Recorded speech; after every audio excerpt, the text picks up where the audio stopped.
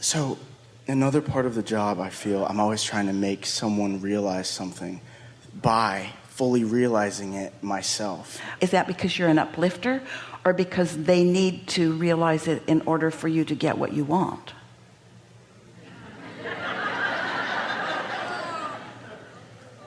Can you say that again? Well, what an uplifter does, what an uplifter always is someone who has a desire and figures out how to align with it, and then it manifests. And as others see that, then they can become strong believers. But sometimes what they believe in is your ability, not theirs. And a true uplifter is wanting to achieve in order for others to understand that they can too. So our question to you is, do you need them to believe in order for you to get what you want, or are you going to get what you want regardless of what they believe, and if they believe it will just help them? But if I want them to believe, how do I get what I want? I want them to believe it with me.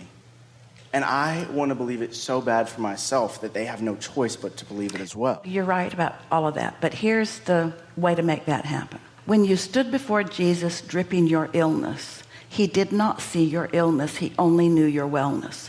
And he knew your wellness in such a non-resistant, complete, powerful way that when you were in his gaze, you couldn't know your illness either, because he knew only your wellness. That's what the transformation was all about. And then he said, go forth and tell no one, because he knew you'd go home and talk about what happened, and then. Jesus was not the only one who healed, but he certainly did, and did so often, and that's why.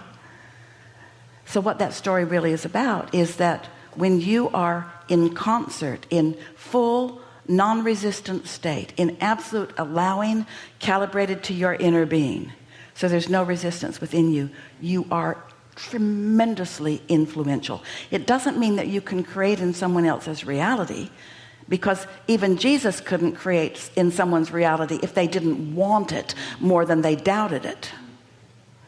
But your power of influence is mighty when you are in sync with your inner being, and it is puny otherwise.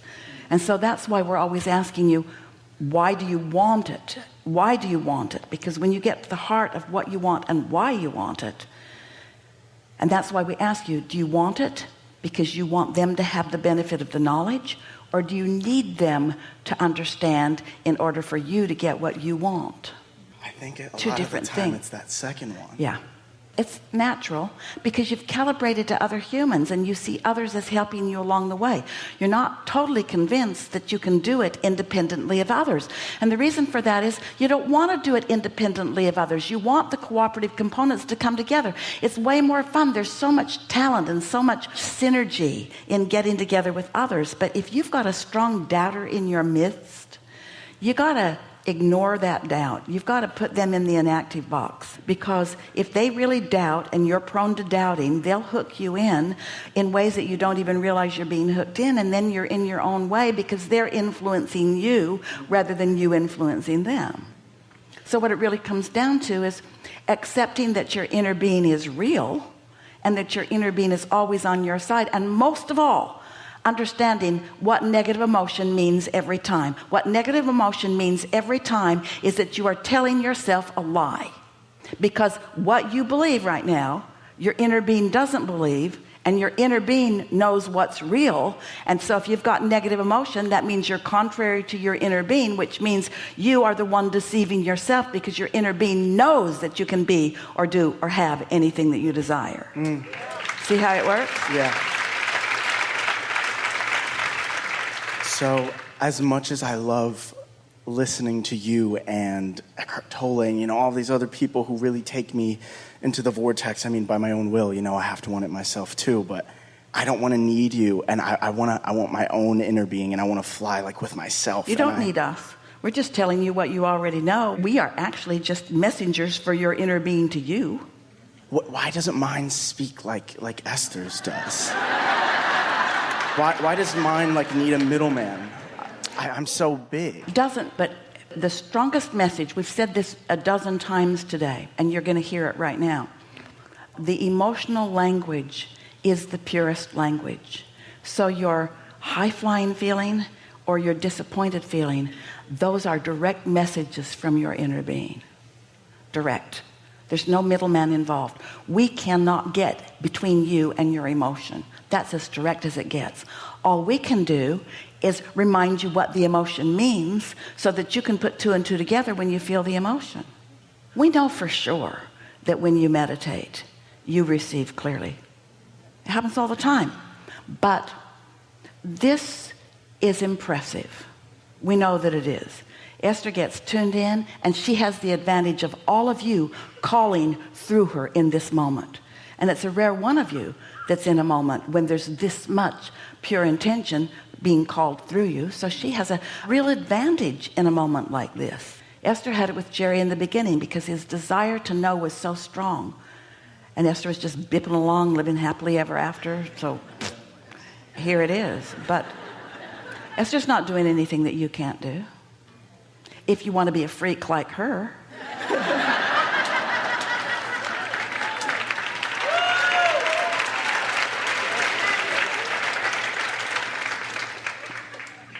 So many people who are artists in different ways, every time Esther watches television, she hears Abraham's words coming through the gecko.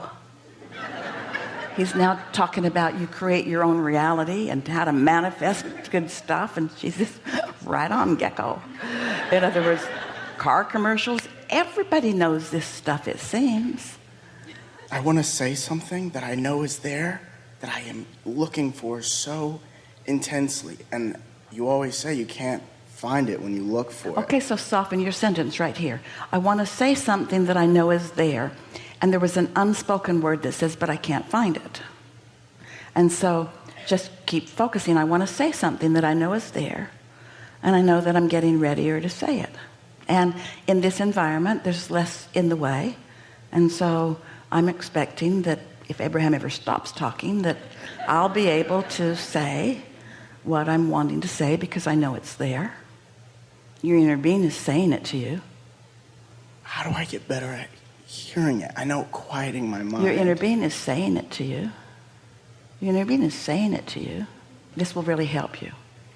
When Esther meditates, she does something sort of weird. She has an app on her phone that's called Rain, and it has all kinds of different sounds, and she likes central air.